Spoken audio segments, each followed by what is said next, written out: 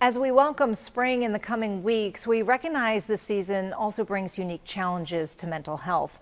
Studies from organizations like the CDC and Johns Hopkins show that contrary to what you may think, suicide rates often peak during spring and summer months. Christina Daves, she's the host of Living an Ageless and Bold podcast, joins us now today to talk about this very difficult subject. Welcome to the show. Thank you for talking about this too, because a lot of people think, with the spring, people, feel better. Right. But I have talked to many people that say just the opposite is happening. Exactly. So this is personal for you. Tell me why. It is. We have good friends who lost a daughter to suicide. And when that happens to somebody that you feel so helpless. What can you do? So I have a platform and I want to share. So our friends lost their beautiful daughter, Morgan. She was a Division I lacrosse player and she was injured.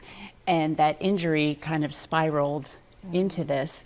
And so they have since founded Morgan's Message in her name.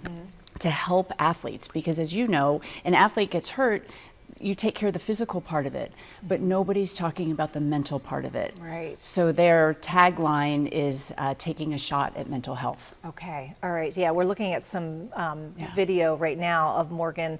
Absolutely gorgeous. And it was really hard for me to watch this because you see her, a beautiful girl, has everything going for her, and goes to Duke, I understand, to play lacrosse and gets injured, like you said. And so nobody really knew this was going on with her, right? I mean, and the message I thought there was very poignant by the mom who said, "You are not alone." And I think that that's so important that if somebody is struggling, that you are not alone, that other people also have felt this way, and it's important to talk about, right? And one of the things Donna, who's Morgan's mother, said, and it just resonates with me and it's in my head, is that, we talk to our kids about alcohol and drugs and sex, but nobody talks about this. Yes. And nobody says, hey, are you thinking about hurting yourself? Are you doing this? And it's really important if you're experiencing this with someone that you love, that you talk to them about it. Yeah, and you were telling me before the show that her message is really reaching to a lot of schools across the country, even worldwide, right? Well, yep, 6 countries,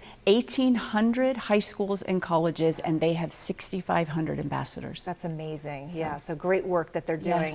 Yes. Yeah, and then you recently in your podcast, you interviewed somebody from, it was Keys 365. Yep. Tell me about that organization. Yeah, so Deb Casello is the founder of that, and they offer resources and training, free training for anybody, organizations, schools, businesses, 60 to 90 minutes, virtual or in person, and they come in and they help for you to see the signs of possibly what's happening. And again, language is so important. How do you talk to somebody? And then they provide resources. What if you're experiencing this at home or with someone you love, where do you go? What do you do? Yeah, we've had many people on this show talk about suicide, and just mentioning suicide to somebody doesn't put the idea in their head. No. It's already been in their head. So don't be afraid to say the word. Right. And to actually talk to them. Are you feeling like you want to hurt yourself? Do you feel like you have suicidal thoughts? You're not putting the idea in their head. So that's something to think about too. Yes, and when Deb said that, I thought exactly what you thought. I said, oh, I would